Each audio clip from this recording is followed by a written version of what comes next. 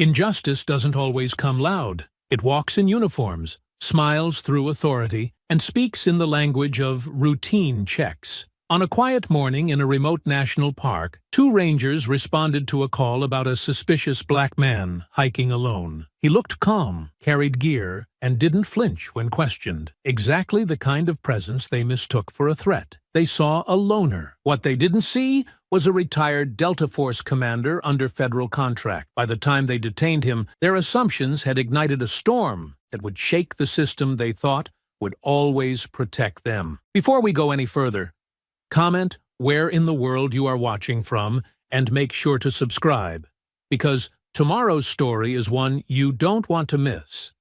The air was thin and crisp above the tree line, where the world narrowed to sound, breath, and instinct. Pine needles crunched softly beneath Darius King's boots as he made his way along the less worn trail, one that curved away from the popular lookouts and deeper into the kind of wilderness most tourists didn't reach. Sunlight filtered through the tall evergreens in slanted gold columns, catching on particles of dust and pollen that danced like ghosts in the still air. Darius moved with practiced ease, quiet, deliberate, scanning the landscape with eyes that had long learned to calculate more than just beauty. He noted the elevation change marked a potential bivouac site tucked under a rocky outcrop, and took down wind direction and water sources in a weatherproof notebook clipped to his chest harness. Every detail mattered, not for him, but for the veterans he hoped would walk this path next. He paused by a ridge and looked down at the small lake nestled below, untouched and shimmering like a shard of mirror. This place was ideal. Secluded but accessible, raw but navigable. The kind of terrain that tested endurance and patience without breaking the body too far.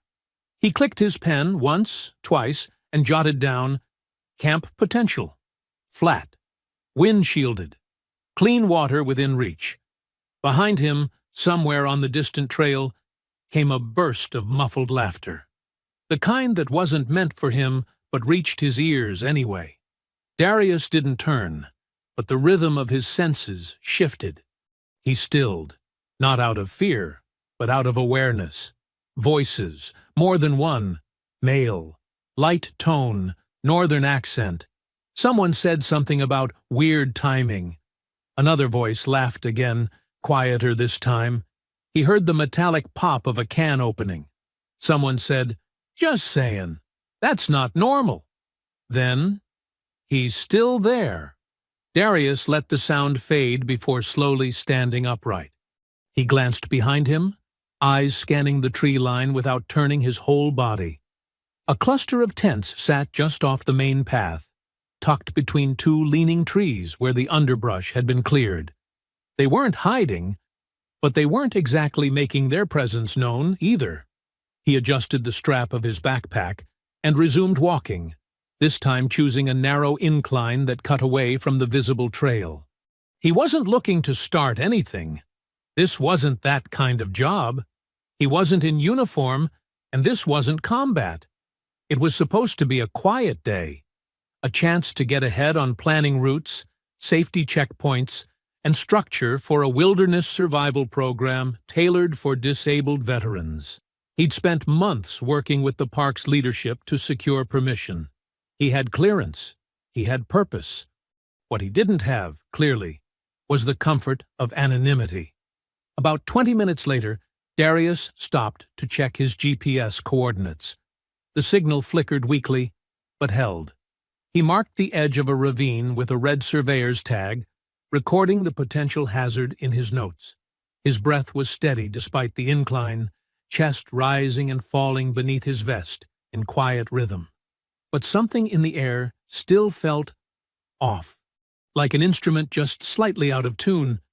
He knelt beside a cluster of moss, fingers brushing gently over the soft green growth as he checked for moisture levels and marked the plant type. Behind him, a branch cracked. Not a deer. Too deliberate. Someone was trying to be careful, but didn't know how. Darius rose again and scanned the horizon, slow and methodical. No one in sight, just birdsong, wind, and the far-off lap of lake water. Still, he knew the feeling of being watched. It wasn't paranoia, it was instinct, and instinct didn't lie. He finished marking the area and looped back toward the trailhead, planning to head toward the eastern slope before sunset. He had maybe 3 more hours of light and didn't want to waste them. But even as he moved, he could feel the air behind him thickening with attention. Not from wildlife, from people. Back near the main junction, a white camper van had parked half off the designated gravel lot. 2 men leaned against the hood, drinking soda from red plastic cups. One woman stood nearby, arms crossed, eyes trained in his direction, as if she hadn't stopped watching since he'd passed earlier.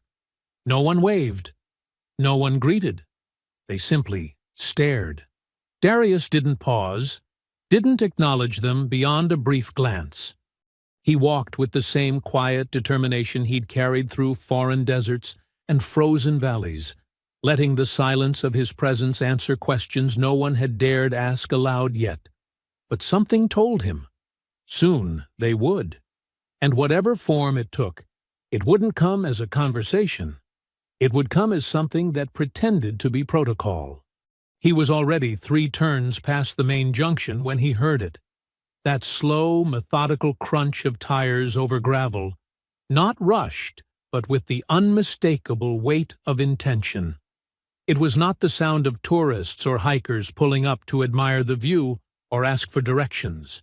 No, this was a sound he recognized from a lifetime of readiness, from convoys in unmarked terrain and check-ins that always turned into something more. The low hum of a government SUV made itself known through the canopy of trees, and though he didn't turn around right away, the rhythm of his steps shifted as instinct gently curled through his chest, like a held breath. By the time he emerged onto the flat near the base of the ridge, he saw it clearly. A white and forest green Park Service vehicle, doors open, engine still running. 2 men in ranger uniforms stood just beyond the front bumper. One leaned forward slightly, a clipboard under one arm, while the other kept his hands loose at his sides. They were both dressed in tan button-ups and hiking pants, the official wide-brimmed hats shielding their eyes from the glare. But nothing about their posture looked relaxed or routine. The older one stepped forward first. He didn't introduce himself, didn't offer a wave or an explanation. His voice came out clipped and direct, cutting across the open space without even the courtesy of volume adjustment. "Excuse me, need to see some ID." Darius stopped with the same composure he always had when situations turned from ordinary to something calculated. He made no sudden movements, only lifted his gaze and regarded the ranger with calm neutrality. "Can I ask what this is about?" "We got a call," the man replied, not bothering with pleasantries. "Said someone was wandering near a private campsite, possibly loitering. Description matches you. I passed one group earlier today. I stayed on the marked trail. Didn't approach or interact." The ranger didn't seem interested in clarifying anything. His eyes had already settled into that narrow squint that signaled judgment had been passed before the first word was spoken. He gestured again, sharper now. "Let me see your ID." Darius reached for the waterproof zipper pocket on his chest strap, unfastening it slowly and methodically. Inside, he carried not only his state-issued identification, but also laminated copies of his official park contract, a letter of authorization signed by Director Allison Marsh, and a copy of his terrain scouting schedule, all of which he pulled out and extended with a steady hand. The younger ranger, standing slightly behind the lead officer, took the documents silently and began to glance through them, his eyes scanning the pages with an expression that hovered somewhere between confusion and discomfort.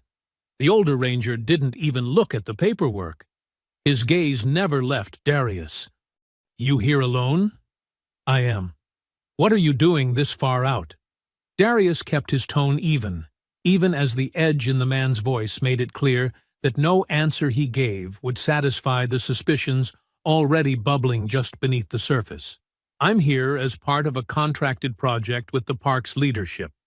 I'm scouting the terrain to assess trail viability, natural hazards, and potential sites for a wilderness survival program for veterans. Director Marsh approved the plan personally. The ranger's expression didn't shift. If anything, he seemed irritated that the explanation was so calm, so clearly prepared, and so difficult to challenge outright. Funny. Marsh didn't mention anything about that to us. She wouldn't need to, Darius replied smoothly. This isn't a patrol oversight. It's administrative. You can call her to verify. Like I said, the ranger muttered, folding his arms. We got a report, and you fit the description of someone we've been monitoring. Backpack, vest, moving around the edges of campsites. Darius met the man's stare without flinching. He had heard those kinds of descriptions before. Always vague, always conveniently aligned with appearance more than action. He had no doubt what had happened.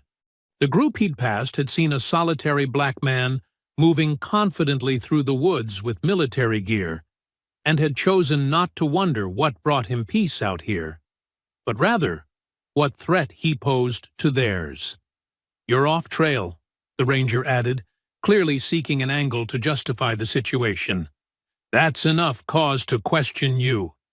I've stayed within 5 meters of all designated paths, except when flagging hazards. That's stated and permitted in the contract. We'll determine that, the ranger said dismissively. For now, we'll need you to come back to the station.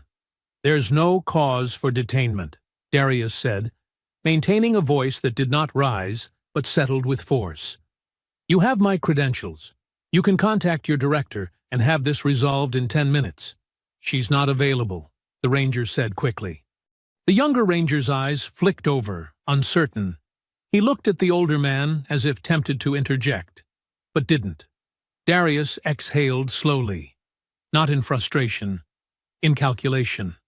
Then I suggest you record everything from this moment forward, he said, retrieving his documents as they were handed back. Because I will. And if you choose not to verify who I am when you've been given every opportunity to do so, the consequences will be yours. The ranger didn't reply. Instead, he turned toward the vehicle, gesturing with his head. The younger one followed, still quiet, his grip tightening briefly on the radio at his hip before releasing it. Darius didn't need confirmation to know what that hesitation meant. The younger one knew something wasn't right, but he wasn't going to speak up. Not yet. Darius adjusted his backpack with a calm that was practiced, not passive. It was the kind of calm that came from years of diffusing more dangerous encounters with less justification. He fell in step behind the rangers as they led him down the incline toward the gravel road where the SUV waited. The sun had shifted slightly, casting longer shadows over the trail, and the temperature had dipped just enough for the wind to carry a sharper edge. Every step of the walk back felt weighted, not by fear, but by the knowledge of how close a situation like this could spiral, and how easily the story could be rewritten if he didn't stay in complete control. The lead ranger opened the back door of the SUV without looking at him. You can sit in the back until we get this sorted. I'm not under arrest, Darius said, his voice firm but controlled. So I'll stand. You're being detained while we verify your presence in the park. Sitting is safer, for both of us. I'm not a threat, Darius said, unflinching. And if you believed I was, you wouldn't be standing 3 feet away without your hand on your weapon. That earned a moment's pause. The ranger's jaw shifted slightly, but he didn't argue. Instead, he stepped aside, clearly unwilling to escalate physically, but also unwilling to acknowledge that Darius had a point. I'll ride, but I'm not sitting like a suspect, Darius said. The ranger muttered something under his breath and climbed into the front seat. The younger one hesitated, glancing at Darius as if trying to find a way to make it less humiliating, then said nothing and entered behind the wheel. Darius pulled the passenger door open, climbed in carefully, and buckled in without instruction. The ride back to the ranger station was long enough to feel intentional, winding through forest paths and dirt roads with no conversation except for occasional radio static and the rustling of paperwork. The SUV smelled like pine and leather, clean but clinical, and Darius kept his eyes forward, watching the way the trees thinned as they approached the clearing.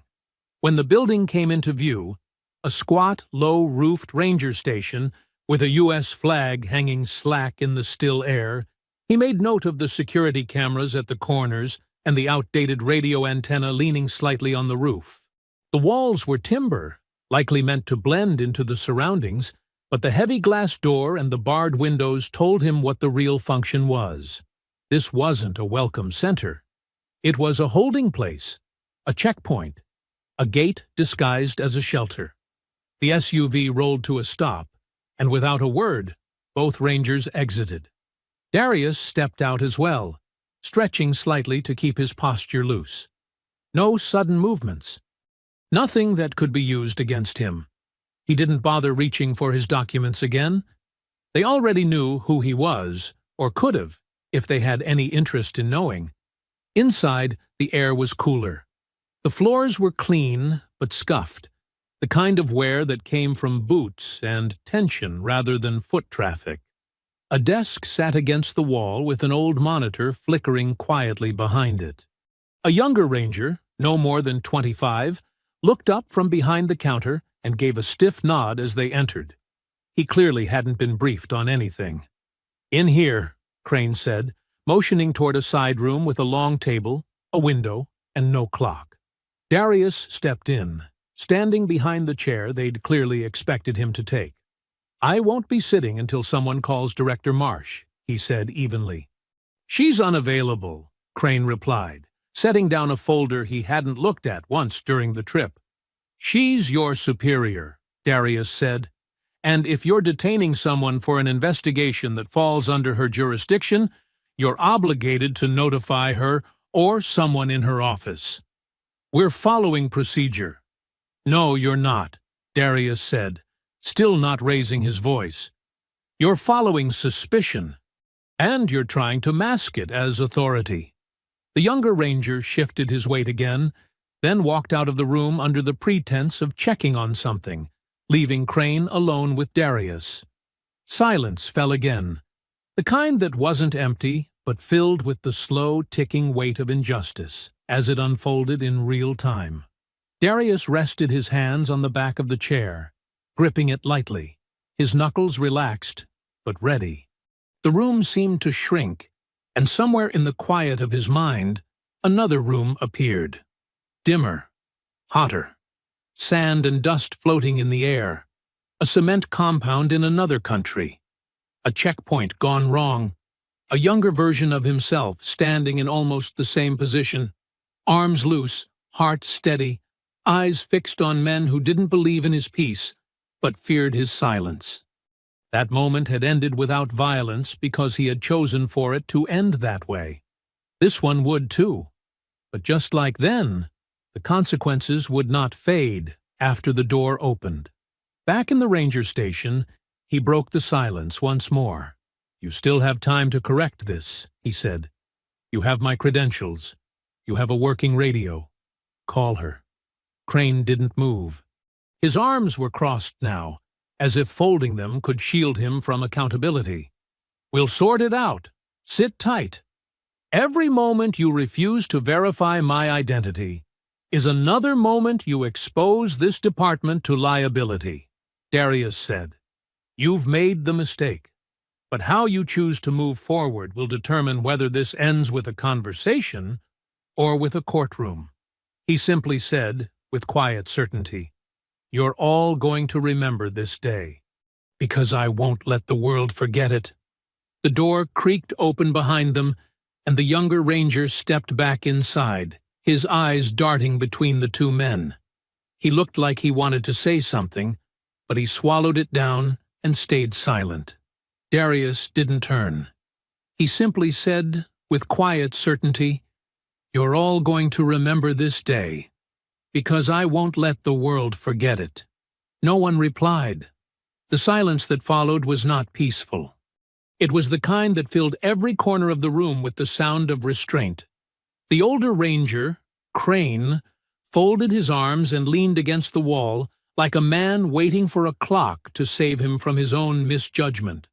The younger one lingered for a moment longer, then retreated back into the hallway as if he could feel the temperature of the truth rising behind him. Eventually, they left Darius alone. The door shut with a muted click, and with it, the thin illusion of professionalism dissolved into something colder. The room had no windows to the outside, just a narrow pane of glass along the interior wall that looked into a corridor lined with old file cabinets and faded park posters. There was a small metal chair and a rectangular table bolted to the floor. The kind of setup meant to feel like protocol, but carried the quiet cruelty of suspicion. Darius remained standing. He had no interest in sitting down just because someone wanted to see him lower himself. His body had known harsher conditions. Deserts, where the heat pressed into your skin like ash. Drop zones where the sky offered no mercy. But this room carried a different weight. It was the weight of knowing that after everything he had done for his country, after every mission, every order followed, every life risked and saved, it still only took one phone call and a passing glance for a man like him to become a question mark instead of a name. The minutes stretched into a slow crawl, then into an hour, then more. There was no update, no knock on the door. No one came to offer water or an explanation, or the courtesy of time acknowledged, just the sound of faint voices beyond the wall and the occasional crackle of a radio. Darius stood still. His mind drifted, not in frustration, but in reflection, not at what was being done to him, but at how many times it had been done to others, at how many rooms like this existed across the country, quiet and unseen, built not with bricks, but with assumptions. He thought about the veterans he worked with, men and women who had lost limbs and families and sleep, who were trying to find pieces of themselves again in the stillness of the wild. What would happen to one of them if they came here alone on a scouting trip and someone called them suspicious? What if they didn't have the patience he had? What if they broke? The thought dug in, because it wasn't just about him. It never was. A faint knock finally sounded on the door, not the hard, deliberate kind used by authority, but a softer, almost hesitant one. The door opened halfway, and the younger ranger stepped in again, holding a paper cup of water and a look that didn't match the uniform he wore. "I thought you might need this," he said, his voice lower now, stripped of protocol. Darius didn't move from his place. He didn't reach for the cup. He didn't respond with gratitude. He simply looked at the man, not with anger, but with a quiet question he didn't need to ask aloud. "Why didn't you say something sooner?" The ranger set the cup down on the table and stood there for a moment longer. His jaw tensed, like he was chewing on a decision.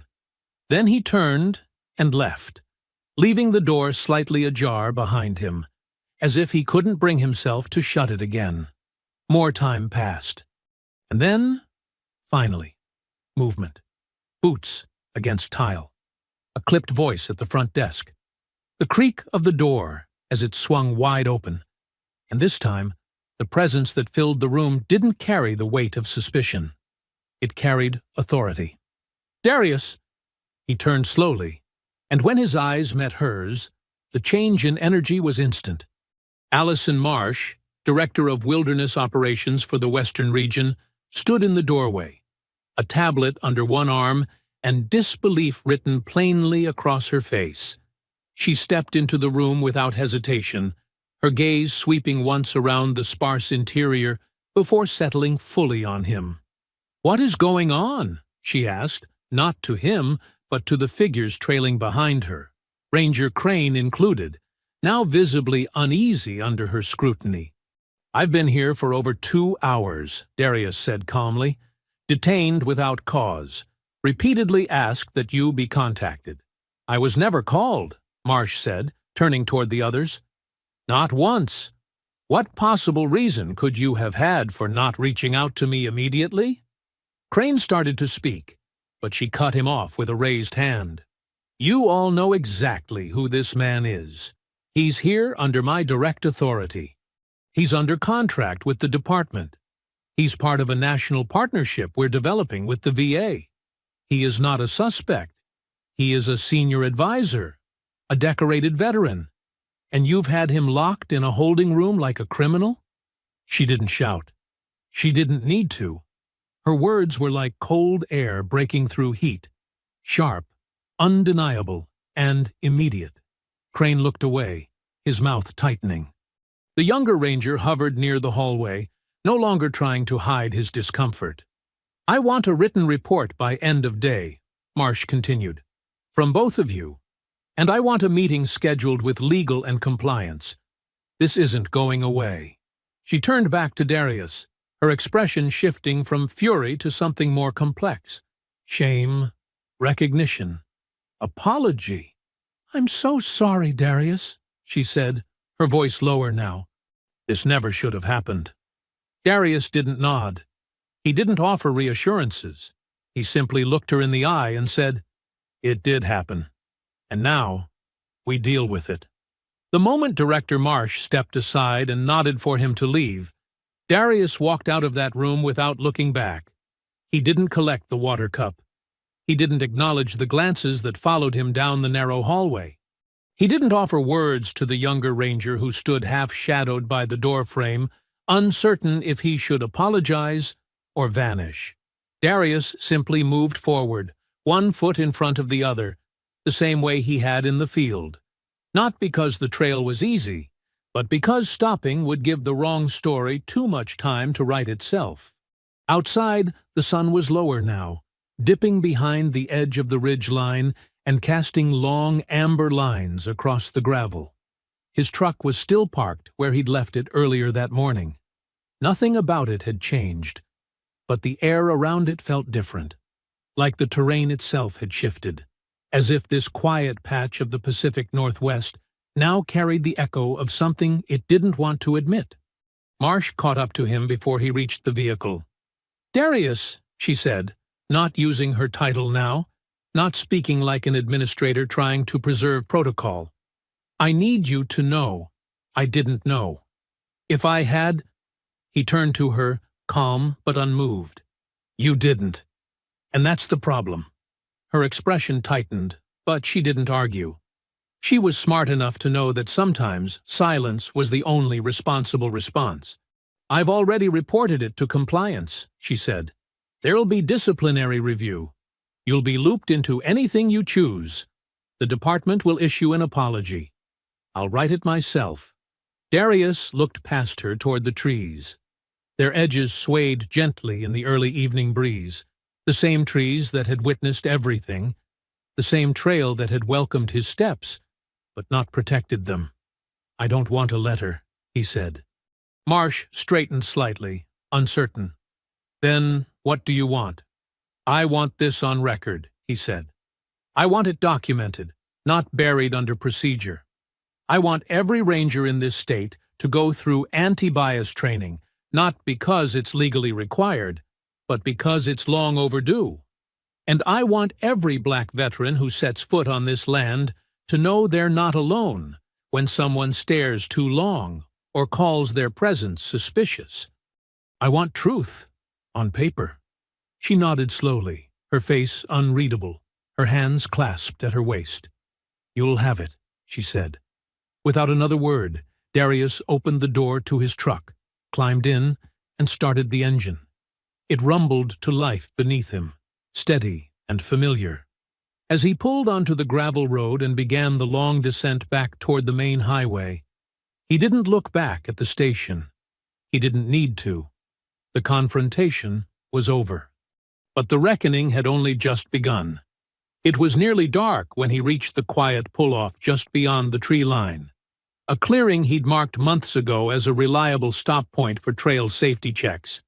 He parked, turned off the engine, and stepped into the silence of the woods again. Not to scout this time, but to think. Leaning against the hood of his truck, he pulled out the same waterproof notebook he'd used earlier that day. The first few pages were filled with trail data, elevation marks, potential camp zones, and environmental notes. But now he flipped to the back, opened to a blank page, and began writing. He didn't write with emotion. He wrote with precision. Date, time, location, names, details. Every word was clear, deliberate, and factual. Every action he described was grounded in what was said, what was not, who stood where, and how long they chose silence over responsibility. He knew this wasn't just for him. It was for the file that would eventually become part of something larger. A complaint, a motion, a case, maybe even a precedent. After the report was outlined and folded back into his vest, he reached for his phone. The signal was faint, but it connected. He scrolled through his contacts until he reached the name he hadn't used in nearly a year. Lauren Reyes, civil rights attorney. She answered on the third ring. "Darius," she said, her voice alert even through the static. "You don't call unless something's happened." "I need to file a formal civil rights complaint," he said, "against the Park Service, specifically 2 rangers at Cascadia National. I have documentation, witnesses, and a signed contract they ignored while detaining me." There was a brief pause. Then, "Give me a summary now. We'll go over the rest tomorrow."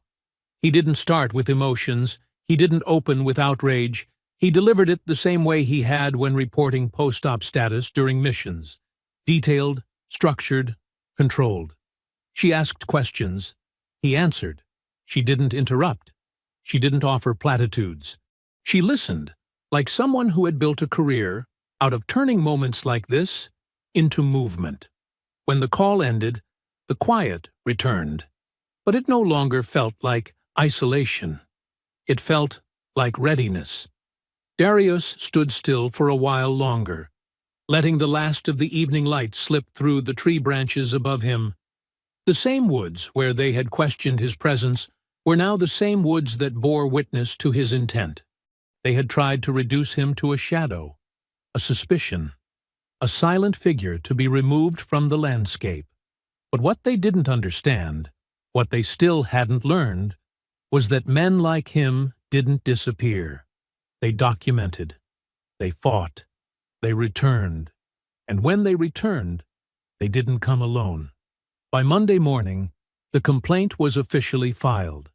It sat on the desk of the State Office of Civil Rights in Olympia, stamped and logged with a case number, accompanied by the full text of Darius King's sworn statement, 6 attached exhibits including his contract, park access letter, GPS data, and a notarized affidavit from Director Allison Marsh. The tone of the document was not inflammatory. It was exact. It did not shout, but it did not bend. Every line built a case not only for unlawful detainment and racial profiling, but for a systemic failure in how authorities saw, judged, and moved against men who looked like him in public space. Lauren Reyes had handled the language. Darius had provided the structure. Together, they made sure the truth was presented in a way that couldn't be softened by bureaucracy. 3 days after the filing, the media began to circle. It started as a quiet murmur. A local journalist who had followed previous park controversies caught wind of the complaint and sent a polite request for comment. Then came a segment on the evening news. Veteran detained in National Park. Was it racial profiling? The headline did not include his name, not yet, but the story showed his image. A photo of him in uniform, taken during an event years ago, paired with a current image of him on a wilderness trail, head slightly turned, eyes calm but alert. By the end of the week, the story had moved beyond regional. Major outlets began to request interviews. Emails poured into Lauren's office asking for statements. Comment threads lit up, some in support, others bristling with the same coded defensiveness that had led to the incident in the first place. Darius ignored the noise. He didn't have time for internet arguments or performative outrage. He was too busy working. Each morning, he continued building the curriculum for the Veterans Survival Program. The mission hadn't changed. The method hadn't shifted. But now, his work carried a second current. Every presentation, every slide deck, every proposal he refined was filtered through the knowledge that visibility had come, not by choice, but by necessity. The trail had always been his sanctuary. Now, it was his stage. The Park Service, unaccustomed to being the target of sustained scrutiny, responded the only way institutions knew how, through carefully managed language and the art of saying everything and nothing at once. The first press release arrived on a Friday afternoon. It was 3 paragraphs of administrative apology without ownership. Phrases like reviewing internal protocols and committed to equitable access for all visitors floated between lines that carefully avoided mentioning race, detainment, or names. It did not reference the Rangers involved. It did not address the direct violation of Darius's contract or the 3-hour window in which no effort was made to contact the park's own director. Instead, it leaned on the shield of pending investigation, citing policy reassessment and a desire to preserve the public's trust. Darius read it twice. Then he closed the browser window. Lauren called that evening. "They're going to try to settle early," she said. "Not out of guilt, out of fear." "I'm not interested in a check," he replied. "I know. That's why they'll panic." She paused. "I've done dozens of these cases, Darius. They expect anger, outbursts, emotional pleas. They know how to play those down in court. But what they don't know how to fight is what you're doing. Steady truth. No theatrics. Just evidence.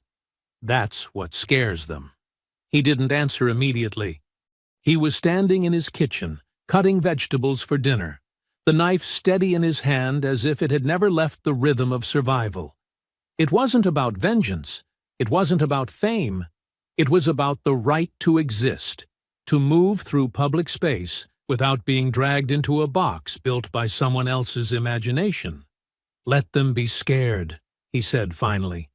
Later that night, after the sky had gone black and the phone had stopped buzzing with alerts, Darius sat at his desk and pulled out the same notebook he had used on the trail.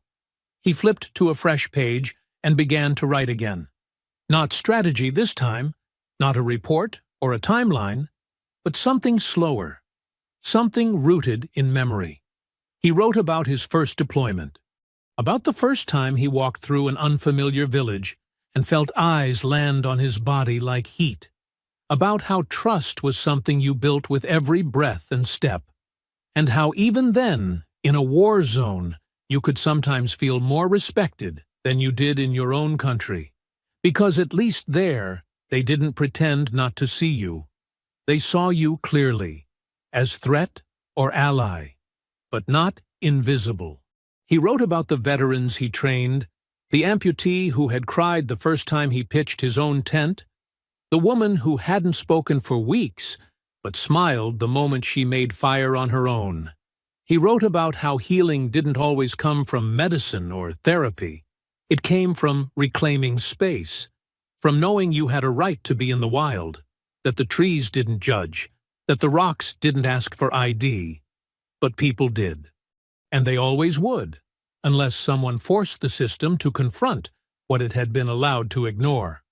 The next morning, a new article ran with his full name. Retired Delta Force Commander files civil rights lawsuit after detainment by park rangers. Below the headline was a quote. "It wasn't the detainment that stayed with me. It was the silence around it, the assumption that nothing would be said and nothing would be done." Darius hadn't written that for them. He hadn't spoken it in an interview. It had come from one of his filings, pulled from the public court documents, highlighted by a journalist who understood that the quietest lines sometimes cut the deepest. The echo had begun. Now it would carry. The conference room Lauren Reyes used for her client meetings was tucked in the back of a mid-rise office building just outside Tacoma. It wasn't sleek or showy. There were no leather-bound chairs or glass-topped tables, no modern art trying too hard to impress.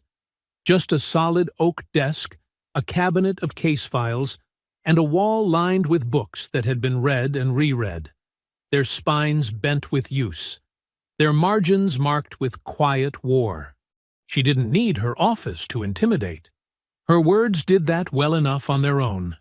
Darius sat across from her, hands folded, posture straight, gaze level. She had already prepared the framework: legal precedent, statute language, comparator cases, all printed and color-coded in the binder she slid toward him.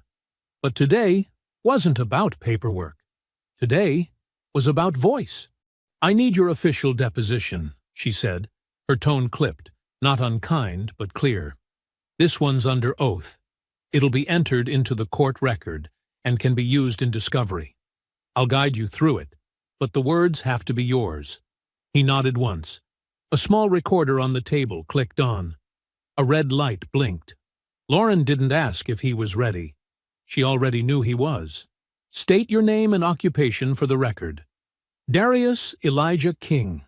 I'm the founder and lead instructor for Summit Reach Wilderness Training, a nonprofit program that provides survival courses and nature-based rehabilitation for military veterans, particularly those with physical or psychological trauma. I'm also a retired Delta Force commander." "On what date did the incident in question occur?" "May 2nd of this year." "Where?" "Cascadia National Park. Western Ridge, near the northern perimeter of the secondary trail system. Sector B3. Why were you there?" "I was conducting a pre-approved terrain assessment for an upcoming veteran training program scheduled to begin this fall. I was under contract with the park's administrative office, working directly with Director Allison Marsh. I had all required permits and documentation on my person." Lauren didn't look up as she wrote, but Darius could tell she wasn't missing a breath, wasn't missing a beat. "Describe the sequence of events leading to your detainment."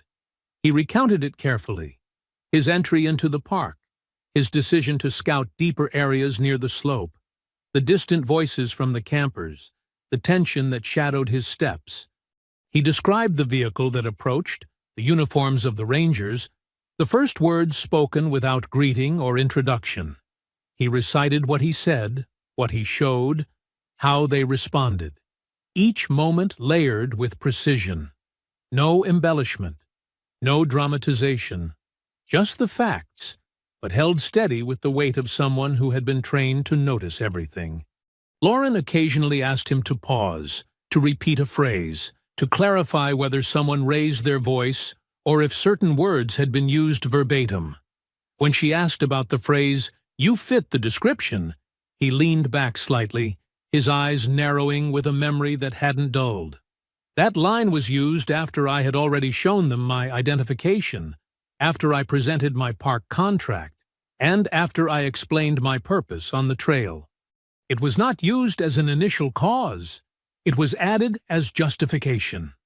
"And what did you believe they meant by that?" "I believe they meant I fit the image in their heads of someone who didn't belong out there. Not because of my actions, not because of any legitimate report, but because of my race, my gear, and the fact that I was alone." Lauren looked up now. Her pen hovered mid-air. "And how did you respond to that judgment?" "I stayed calm. I didn't escalate. I made repeated requests that they contact Director Marsh. I documented everything I could. I did not resist detainment, though I made it clear I did not consent to being treated as a suspect." "What did you feel during those hours?" The question wasn't procedural. It wasn't even necessary for the deposition.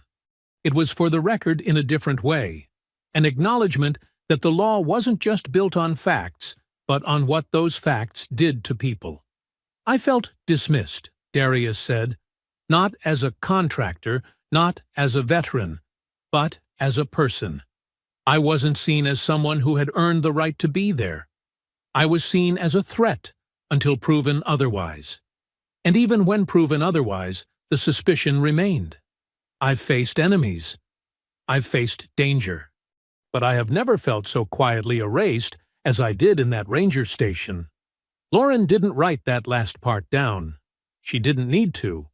She already knew it would live in the jury's mind long after the paperwork was done. When the recorder stopped, she leaned back in her chair and studied him for a moment. "I'm going to bring in a few more voices," she said. "Other veterans from your program. Men and women you've trained. They can speak to your reputation, your purpose, your impact, and, if they're willing, how they've felt walking through spaces that weren't designed to welcome them." Darius nodded. "They'll speak," he said. "They've lived this too."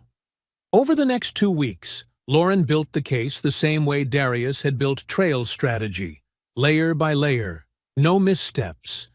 She filed motions, responded to Park Service stall tactics, countered the flood of administrative denials with receipts and records. Each time the opposing legal team tried to shift the narrative toward procedure, she brought it back to people. She wove the testimonies of veterans into the core of the case, grounding legal argument in lived experience. These weren't abstractions. These were individuals who had bled for their country, only to return to a society still uncertain about what to do with their presence. One veteran spoke about being asked to show ID while birdwatching with his daughter. Another described how a park ranger once followed him for over an hour because he looked unfamiliar on the trail. These weren't outliers. They were patterns. Lauren wrapped them together like a net, one the department wouldn't be able to slip through. And through it all, Darius never wavered. He gave the same calm interviews, answered every question, reviewed every brief. He didn't give the public theatrics or fury. He gave them a reminder that silence could be broken, and that justice, once spoken clearly enough, could not be unheard. The story, once confined to legal filings and quiet meetings, began to ripple outward like a wind disturbing the surface of still water. At first, it was small. Local blogs, advocacy pages, regional outlets giving it a headline slot in their weekend editions. But that ripple carried weight, and by the end of the month, it reached Michael Grant. Grant wasn't just another journalist chasing outrage. He was one of those rare writers who didn't just report what happened. He told you why it mattered.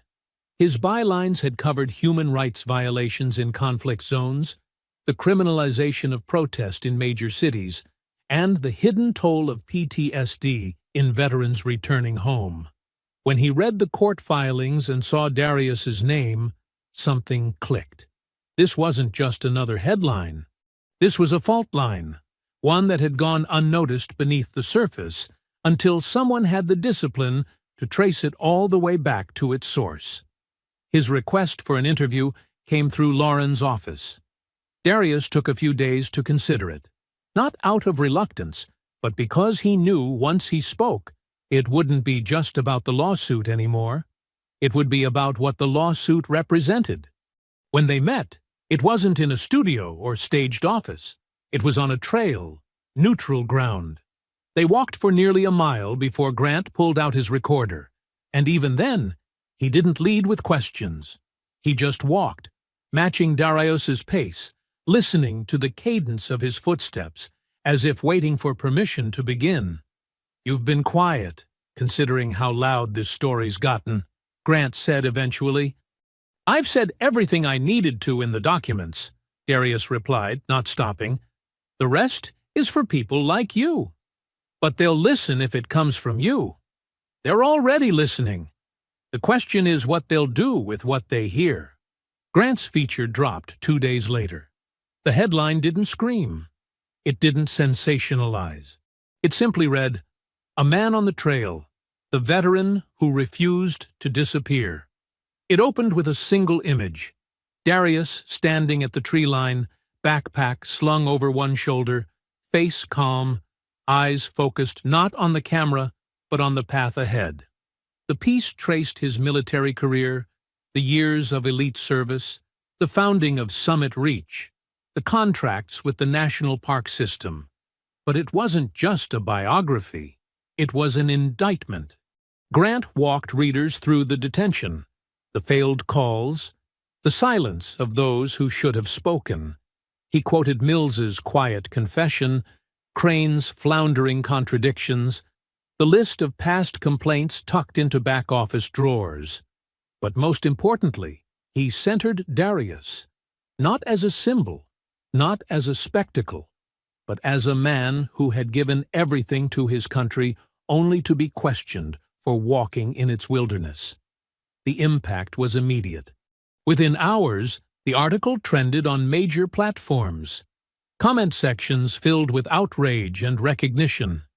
Veterans from across the country began sharing their own stories, some quiet, some furious, all familiar.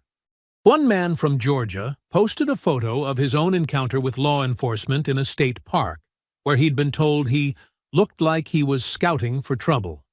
A woman from Colorado recounted being stopped 3 times on the same hiking trip. Each post added to the growing chorus. The hashtag Right to Roam emerged overnight. It wasn't created by a marketing team. It wasn't polished. It was born in the comments section of a retired Army medic who simply wrote, "We fought for this land.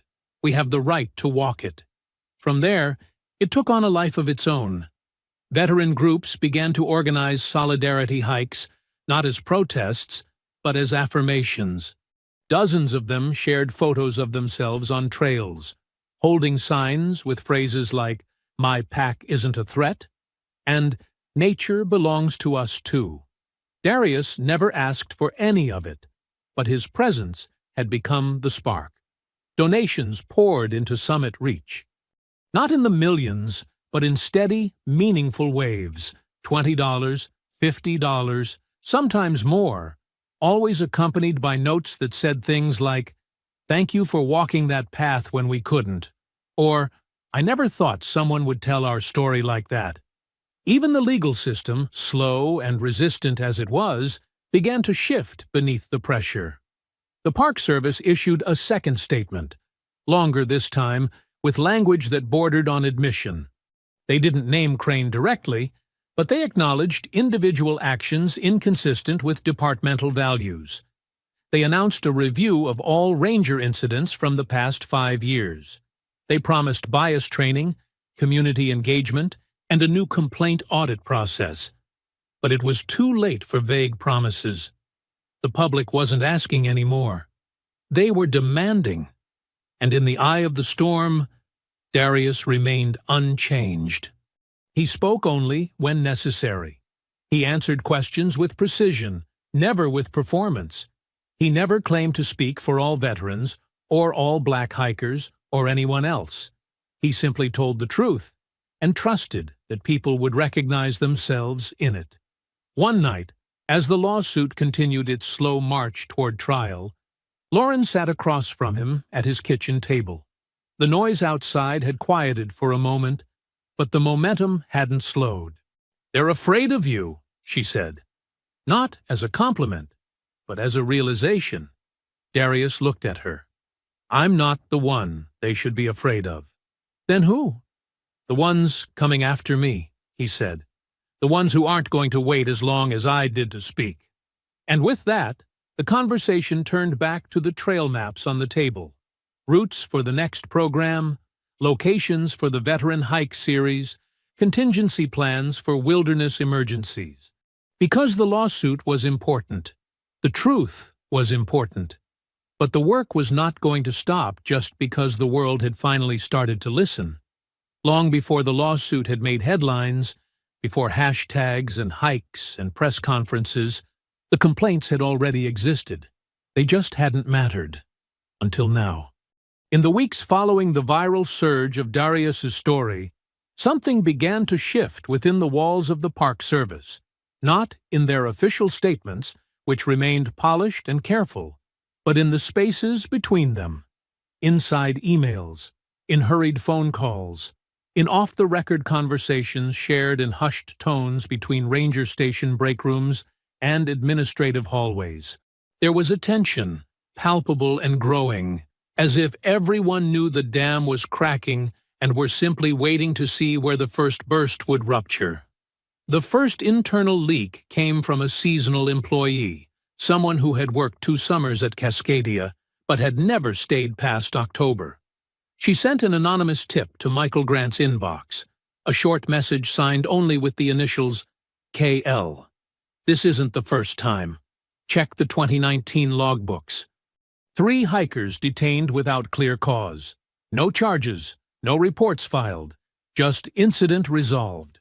Crane was involved every time. I was told to shred 2 of the statements.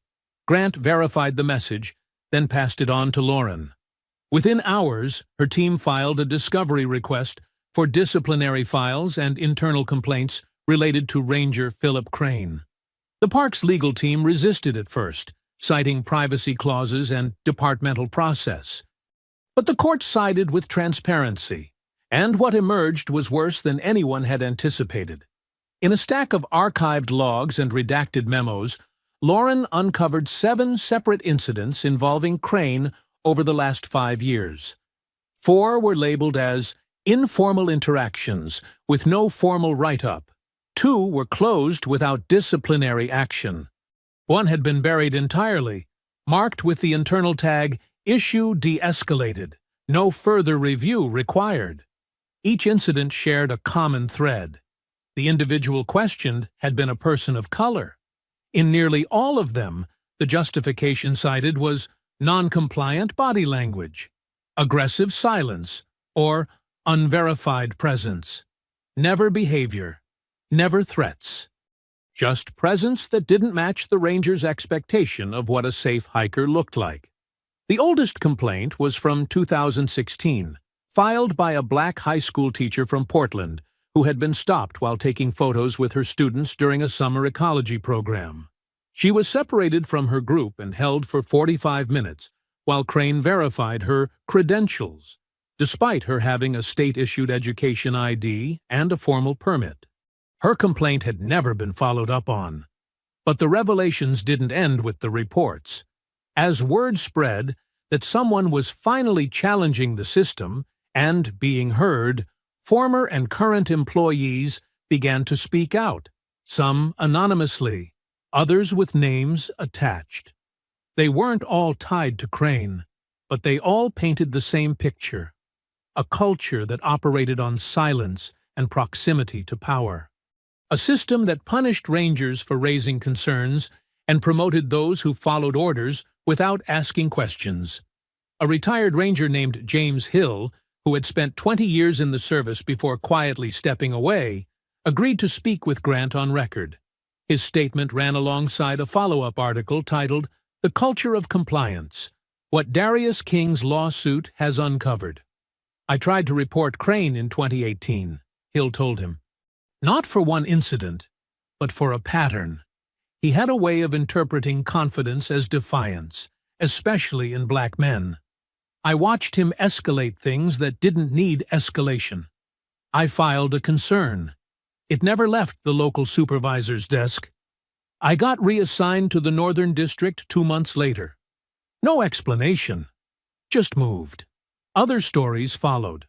A Latina ranger who had been warned not to get involved in politics when she questioned Crane's treatment of a teenage camper. A white administrative assistant who remembered being told to delete an audio file from a complaint call because it would only complicate things. An environmental educator who had resigned quietly after watching a family of Somali hikers be pulled aside, questioned, and told to avoid certain trails, without reason, without report, and without apology. The press picked up every thread. What had started as one story about one man in one moment had become something else entirely. a spotlight illuminating the quiet rot inside an institution that had, for too long, depended on the invisibility of its own power. The Department of the Interior was forced to respond. They issued a second press statement, this one longer and more pointed, acknowledging concerns raised by current and former staff and promising an immediate audit of ranger conduct at Cascadia and surrounding districts. They announced the formation of an independent review board and a temporary suspension of field duties for any ranger with a pending complaint under investigation. But for many, it felt too late. Public trust had already begun to erode, not just in Cascadia, but across the country, as hikers and park visitors began sharing their own experiences under the banner of Right to Roam.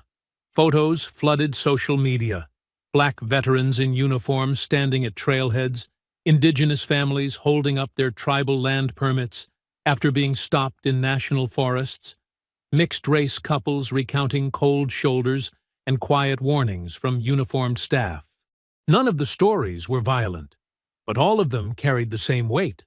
Not welcome, not safe, not ours. And yet, even in the surge of support and revelation, Darius remained steady. He read every article, scanned every message, and responded only when needed. He didn't celebrate the leaks or gloat over the department's unraveling. He knew that exposing a system didn't fix it. The truth had to be followed by action, or it would fade like every other outrage that came before it. At a press conference held by Lauren's team outside the courthouse, a reporter asked him how he felt about the past complaints surfacing. "I'm not surprised," Darius said. "I'm disappointed that it took this long to listen. And what do you want to see come out of this?" "Accountability," he said without hesitation. "And not just for individuals, but for the structures that allowed them to keep repeating the same harm unchecked. I want to see systems rebuilt so no one has to become a headline just to be believed." That line ran the next morning in bold, across the front page of a major national paper. It was shared by celebrities, veterans groups, even sitting members of Congress. Grant called it the calmest rallying cry he'd ever heard. Behind the scenes, pressure mounted on park leadership to act swiftly. Crane, placed on administrative leave during the investigation, had already retained his own legal counsel. Mills had quietly requested a transfer. Meanwhile, whistleblowers were being protected under emergency orders, and every single complaint previously marked as resolved informally was being reopened. Lauren stood at the center of it all, coordinating statements, managing reporters, and preparing for the next phase of the trial. But one evening, after a long meeting ended and the office had emptied out, she walked out onto the back patio, where Darius stood alone, looking up at the trees above. "They're unraveling," she said. "They were always unraveling," he replied. "Now we're just watching the thread." "And Crane?" she asked. "Do you think he understands what he did?" Darius took a long breath, then exhaled slowly. "I don't think it matters. This was never just about him. He was a symptom. The question is whether the body wants to heal, or if it'll just hide the wound again." Lauren said nothing. There was nothing more to add. Not yet. Because the trial hadn't started. The verdict hadn't been written. But already the walls were no longer silent. The past had a voice now, and it was loud. They approached quietly. No press release, no meeting request stamped with urgency. Just a manila envelope slid across the table in a private room at the district courthouse. An envelope that spoke in numbers instead of language. Inside was a proposed settlement agreement, $600,000 in financial restitution, a confidentiality clause, and a paragraph buried deep in the fine print that offered a vague promise of departmental improvements with no binding mechanism to enforce them. Darius didn't even touch the envelope. He looked at it, glanced once at the assistant city attorney seated across from him, and then turned his gaze to Lauren. "You don't have to answer now," the attorney said, his tone deliberately even, as if he was trying to make the room feel less like what it was, a room where silence was being bought. Lauren didn't speak either. She simply leaned back in her chair, giving Darius the space he needed. He didn't need long. "I'm not settling," he said, voice quiet, but rooted in the same certainty he had carried since that morning on the trail. The attorney cleared his throat, shifting slightly in his seat. "This is a generous offer. It acknowledges—" "No, it doesn't," Darius said, cutting through the diplomatic language. "It acknowledges that they're afraid of what comes next. That's not the same thing as responsibility." Lauren watched the man's composure fracture just slightly, like a mask slipping. "We're willing to consider public language adjustments, an apology from the department, if that's what your client wants." "I want structural reform," Darius said. "I want a legally binding agreement that mandates a full accountability framework across the Park Service. Not just here, but everywhere they operate.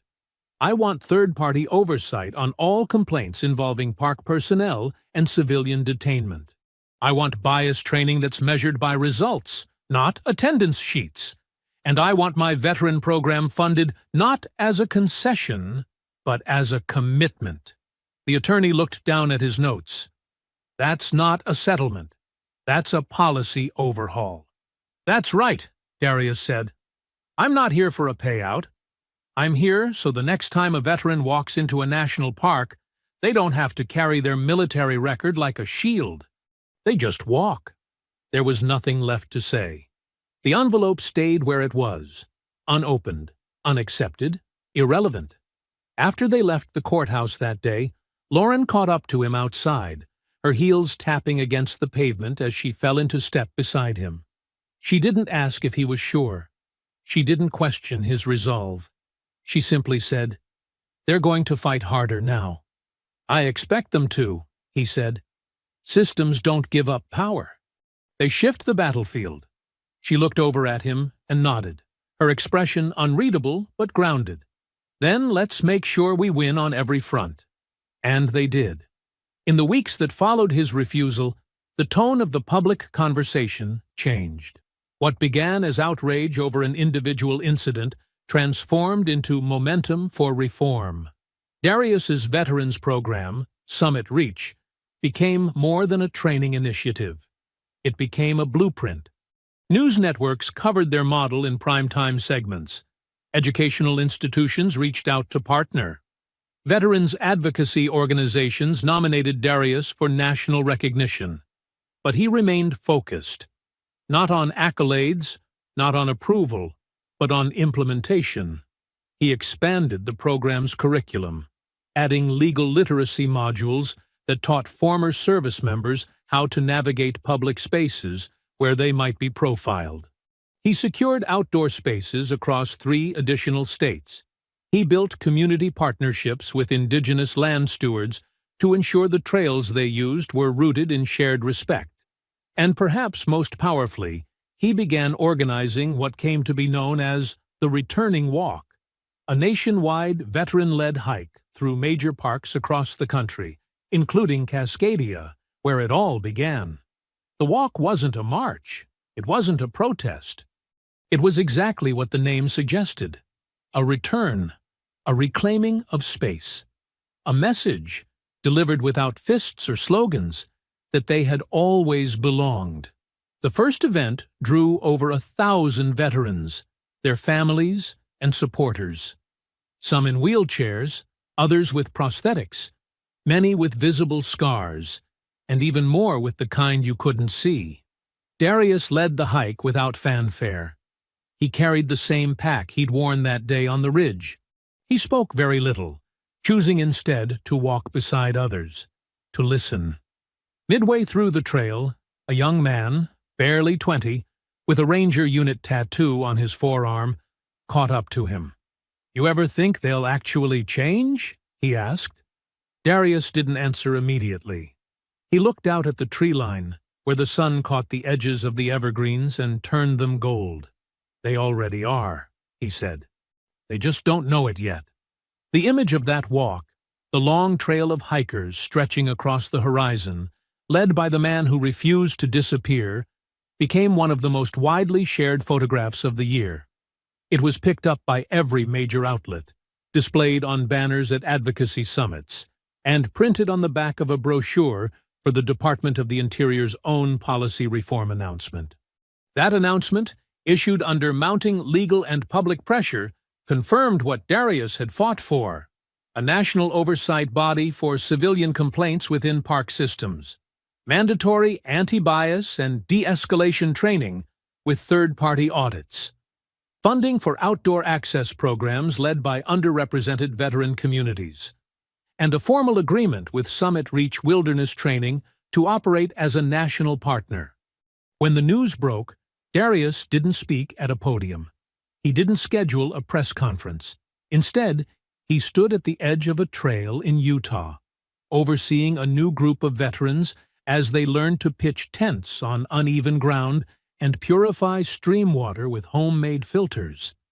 He watched them laugh, really laugh, for the first time in years. Lauren sent him the announcement in a short email with only one line beneath the attachment.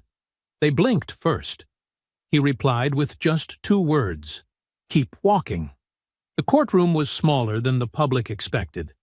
No high ceilings or polished oak walls, just pale carpeting, fluorescent lights, and the rustle of legal pads shifting as people settled into the gallery seats. But what it lacked in grandeur, it made up for in weight. Every seat was filled. Journalists lined the back wall, their notepads ready, their phones off, but their attention electric. Veterans sat in clusters, men and women from every walk of service, their presence a quiet bulwark behind the plaintiff's table. Darius sat beside Lauren, his expression unreadable. He wore a charcoal suit with no tie, his posture composed, but not stiff. He didn't fidget. He didn't whisper. He simply waited. The trial began with procedural clarity, introductions, evidence logs, and jury selection that had taken nearly 3 days to finalize. Then came opening statements. The park's legal team opened with an attempt at neutralizing the language, casting the incident as a miscommunication compounded by incomplete internal guidance. But the jury didn't shift in their seats. They listened blankly, almost bored, as if already used to hearing institutions try to sterilize what had clearly become a public reckoning. Lauren's statement was shorter. Darius King followed every rule, carried every document, honored every contract. He was detained anyway. This trial is about what happens when authority stops asking questions and starts assuming guilt based on who someone is, not what they've done. We will show that this wasn't an isolated mistake. It was a pattern, ignored, protected, and now exposed. Then came the witnesses. Ranger Ethan Mills was called first. He walked to the stand with hesitance, his shoulders rolled inward, his gaze downcast.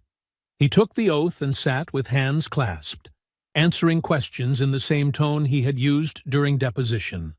Low, unguarded, and clear. "I didn't feel threatened," he said plainly when asked about Darius. "He wasn't doing anything wrong. He cooperated, showed ID, gave us his contract. He even told us who to call." "Why didn't you?" Lauren asked. He looked toward the table where Crane sat, face tight with restrained disdain. "Because I was following orders," Mills said. "I shouldn't have." There was no further cross-examination. The defense didn't want to draw attention to someone who had already admitted the truth. Crane was called the following morning. He walked to the stand with careful precision. He adjusted his collar before sitting. He met every gaze with steady eyes and answered questions with crisp diction, the kind perfected by men who believed they still had control over how others perceived them. "I've served the Park Service for over 16 years, he began, after stating his name. "My record has been exemplary. My focus has always been on protecting the public and upholding the safety of our parks." Lauren approached slowly, not with aggression, but with the kind of quiet focus that didn't need to posture. Ranger Crane, you testified that you detained Mr. King because of inconsistencies in his documentation. What were those inconsistencies? Crane shifted slightly. There were no inconsistencies per se. The paperwork looked unofficial. I wasn't certain it had been properly filed. You received a laminated letter of authorization with Director Marsh's signature. Did you attempt to verify that signature? No, I didn't have access to the system in the field. Did you call her? I believed she was out of the office that day. Lauren turned a page in her binder. Director Marsh testified that she was in her office from 8:01 a.m. to 5:00 p.m. that day and received no attempt to contact her from your patrol. Crane blinked, then straightened. That's her recollection. Lauren lifted a copy of the day's call log records, admitted into evidence earlier that morning. No call was made from your field radio, department phone, or mobile device. I was trying to resolve the situation without escalating it further, he said, a defensive edge creeping into his voice now. I wanted to verify things calmly. But Mr. King wasn't escalating anything, correct? Crane hesitated. No, he remained calm, but he was evasive. In what way? He didn't offer a clear explanation for why he was in a remote area. Lauren stepped forward slightly. Did he say he was scouting for a veterans training program? He did. Did he show you a detailed terrain log and point to exact routes he had marked? Crane's jaw shifted. He had notes, yes. So when you say he was evasive, you mean he was calm, informed, prepared, and in possession of all required documentation, but not deferential enough for your liking? There was a pause. A flicker of discomfort passed across his face. Subtle, but there. I made a judgment call, Crane said firmly, based on what I saw and how he presented himself. Lauren nodded once. You've used that phrase before. How he presented himself. What exactly about his presentation suggested he didn't belong? Crane's face tightened. He was alone, dressed like someone used to tactical environments, no visible ranger credentials, and his attitude? Confident, dismissive. He didn't seem interested in cooperating. Lauren held his gaze now. Isn't it true that your reports described him as calm, compliant, and silent? Crane didn't respond. Do you equate silence with threat, Ranger? I equate lack of transparency with risk. Even when the individual presents valid ID, verified credentials, and offers a point of contact. Crane looked toward the jury. His jaw worked as if chewing the words before they left his mouth. I didn't feel like he respected my authority. Lauren let that hang in the air. There it was, the heart of the thing. Not fear, not confusion, just ego, cloaked in procedure. Thank you, she said. No further questions. As Crane stepped down, the courtroom didn't move. The silence wasn't dramatic. It was heavy, the kind that followed truth spoken too clearly to ignore.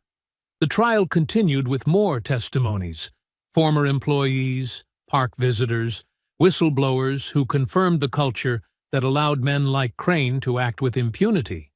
But the jury had already felt the pivot. Crane hadn't been caught in a lie. He'd been caught in something worse. The truth he believed was defensible, and now the whole country could see it. By the fourth day of the trial, the courtroom no longer felt clinical. It had become something else entirely. Warmer in some places, tenser in others. The jury, once cautious and impassive, now leaned in when testimony began. Their pens scratched more often. Their glances shifted more frequently toward the defense table. No one said it aloud, but the direction of the current had changed. Truth had momentum now, and it was rolling forward with certainty. The last witness called before closing arguments was Director Allison Marsh. She walked to the stand in a tailored navy blazer, her hair pulled back in a low knot, eyes steady but alert. She had been in the background of this case from the beginning, authorizing Darius's contract, receiving his call after the incident, standing in the ranger station doorway when the damage had already been done. But now, her role was no longer administrative. It was personal. After she was sworn in, Lauren stepped forward. "Director Marsh, do you recall approving a terrain assessment contract with Darius King earlier this year?" "Yes," Marsh replied, her voice crisp. "I approved it myself. I reviewed the proposal, signed the authorization, and assigned field access clearance." "Was that contract active on the day of Mr. King's detainment?" "It was. I confirmed it again later that afternoon." "Were you contacted by any ranger that morning to verify Mr. King's presence?" Marsh looked directly at the jury now. "No, not once. I was in my office from 8 a.m. until just after 5. I was reachable by office phone, direct line, and radio dispatch. No one contacted me." Lauren stepped closer. "What was your reaction when you learned Mr. King had been detained under suspicion?" "I was furious," Marsh said. "Not just because the procedure was ignored, but because someone I had personally contracted, someone I trusted to lead a national pilot program, was treated like a criminal for doing exactly what we had asked him to do." "Had Mr. King ever given your office any reason to doubt his professionalism or integrity?" "Never," Marsh said. "He's been exemplary, thorough, respectful, and committed to the work. He's exactly the kind of person this park system should be partnering with." Lauren nodded. "Do you believe, based on the evidence you've reviewed, that Mr. King was profiled?" A pause. Then, "Yes. I believe he was treated differently because of how he looked. I believe if he had been anyone else, anyone white, dressed the same way, walking the same path, he would not have been stopped, and certainly not detained." No cross-examination followed. The park's legal team declined. As Marsh stepped down and returned to her seat, Darius rose slowly from the plaintiff's table. Lauren turned to the judge, requesting permission for her client to address the court. It was granted. He stood without notes. "I've spent most of my life preparing other people for danger, for war zones, for disasters, for the kind of wilderness that pushes you to the edge of yourself and forces you to decide who you're going to be when no one's watching," he began. "But I never expected that after all that time, the hardest part would be walking a public trail in my own country." The courtroom was silent, not in obligation, but in reverence. "I didn't come here for punishment," Darius continued. "I came here for clarity. Because what happened to me wasn't an accident. It wasn't confusion. It was a choice, made by people who thought their authority was enough to cover their assumptions." He looked to the jury now, not with anger, but with something deeper, resolve sharpened by restraint. "This case isn't just about my story. It's about every person who's ever been asked to prove they belong in a space they've already earned. Every veteran who wears their service-like armor just to feel safe walking alone. Every black hiker who brings a map, a compass, and a laminated contract, because we don't get the benefit of the doubt." He stepped back, his message complete. Lauren followed. Her closing was deliberate, free of flourish. She didn't appeal to emotion. She guided the jury back through every contradiction, every failure to act, every attempt by the defense to downplay what had become undeniable.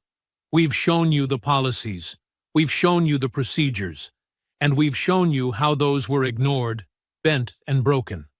But more than that, we've shown you the people affected by those choices. This trial isn't about making a statement. It's about making a change." She looked directly at the jury. "And change starts with a verdict." The jury deliberated for 5 hours. When they returned, the foreperson read the decision aloud.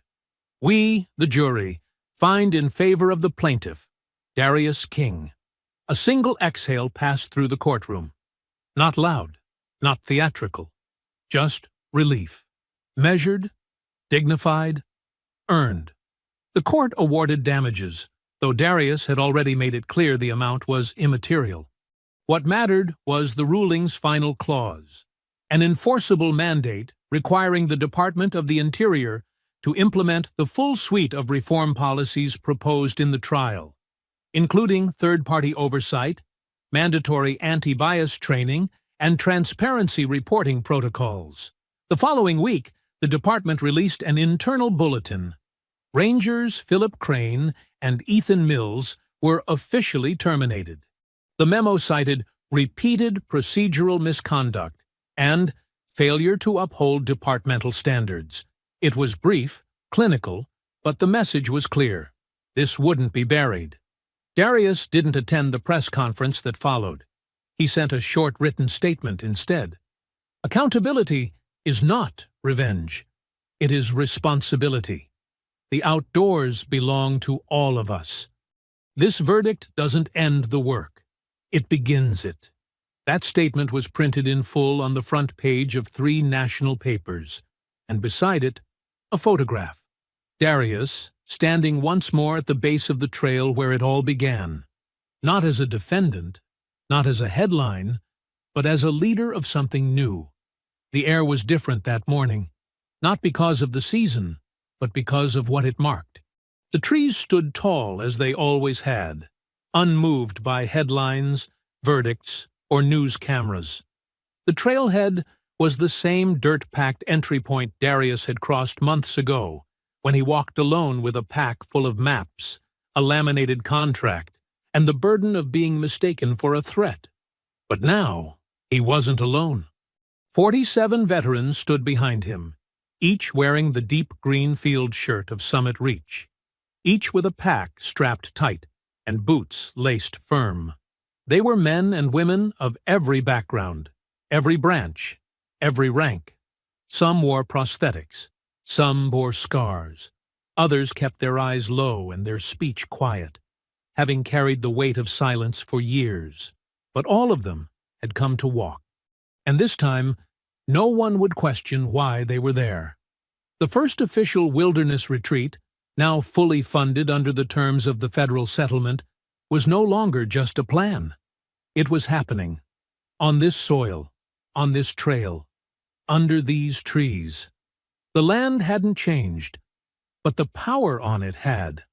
Darius stood at the front of the group, not as a public figure, not as a victim-turned-activist, but as what he had always been, a leader, a builder, a man who had refused to be moved and instead moved something larger. He didn't give a speech, just a brief nod to the terrain team, a few sharp hand signals to the instructors spread out in the tree line, and then a glance over his shoulder at the veterans waiting to follow. "We walk together," he said, "and when we leave stronger." Then they started. The trail wound into the low valley, beneath an open sky filtered through pine and cedar. The air smelled of sap and soft earth, the kind of scent you didn't notice until you had spent too long breathing manufactured air. Every step was measured. Every silence was shared. No one asked what they were walking toward. They already knew. This was about reclamation, of space, of identity, of self. Over the next 3 days, they moved through changing terrain, climbing rock faces, fording shallow creeks, setting up base camp in zones where wild still meant unpredictable. They rotated leadership, made decisions as teams, treated wounds, and boiled water. They sat at night in a wide circle under the open stars, not to retell trauma, but to speak in plain truths without judgment. They weren't there to be fixed. They were there to remember they didn't need to be. Back in Washington, the changes Darius had fought for were beginning to take root. As part of the verdict handed down in open court, the Department of the Interior was given 30 days to issue its first public compliance report. It did so on time. The report confirmed what many had demanded from the beginning. Both rangers involved in the detainment, Philip Crane and Ethan Mills, were officially terminated from the Federal Park Service. The language used in the document was precise and unapologetic. Crane was cited for multiple violations of protocol, including failure to verify credentials, misrepresentation of field risk, and repeated profiling-based detainments that constituted systemic misconduct. Mills, while less culpable, was discharged for willful failure to intervene in an unlawful detainment despite access to mitigating information. But the consequences didn't stop with terminations. The department, in full compliance with the court's mandate, rolled out a new nationwide initiative requiring all park rangers and field officers to complete third-party administered anti-bias training. The training modules weren't just online slide decks or vague cultural awareness quizzes. They included scenario-based field simulations, behavioral audits, and measured accountability assessments. Performance in these sessions would be tied directly to annual evaluations, promotions, and pay grade advancement. Failure to complete the training in good faith could result in administrative suspension or permanent dismissal. More importantly, the department agreed to full transparency. All citizen complaints and detainments involving park personnel would now be logged in a centralized public-facing database, searchable by region, ranger name, and outcome. For the first time in the agency's history, there would be oversight with teeth. When the reform package was made public, Darius declined all interview requests. He issued a written statement through Summit Reach. Policies change systems. People change cultures. Both are necessary. We've taken a step forward. The rest will be measured by how far we're willing to walk. And he meant it. The retreat wrapped on the fourth day with a quiet ceremony. No ribbon cutting, no stage. Just a stone cairn built at the edge of the trail, each veteran laying a rock to mark the end of the journey. Not as a memorial to pain, but as a marker of return. Lauren joined them on the final evening, hiking in on foot with a small team carrying donated supplies. She stood beside Darius as the fire crackled low between them and the stars emerged one by one. "You know," she said, "I had 2 more witnesses lined up, just in case the jury hesitated." He raised an eyebrow. "You always prepare for the long fight." She nodded. "But they didn't need it. Crane gave them everything."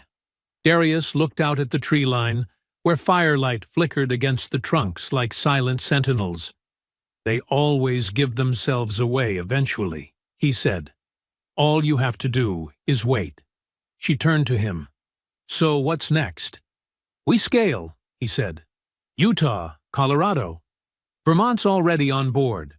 We've got interest from tribal lands looking to create hybrid programs. The goal is 50 retreats a year." Lauren smiled. "You're not thinking small." "Why would I?" She paused. "You do realize you're a national figure now." "I'm not," he said. "Summit Reach is. I just got the first map drawn."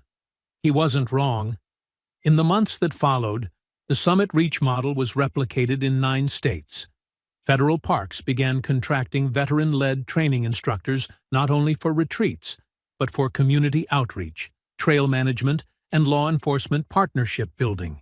The movement spread not by decree, but by proof, by visibility, by veterans walking where others once hesitated.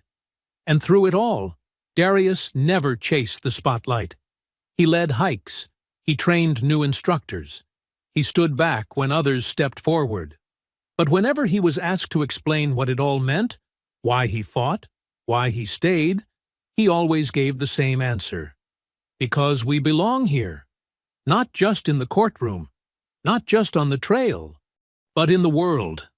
I hope you enjoyed that story. Please share it with your friends and subscribe so that you do not miss out on the next one. In the meantime, I have handpicked 2 stories for you that I think you will enjoy. Have a great day.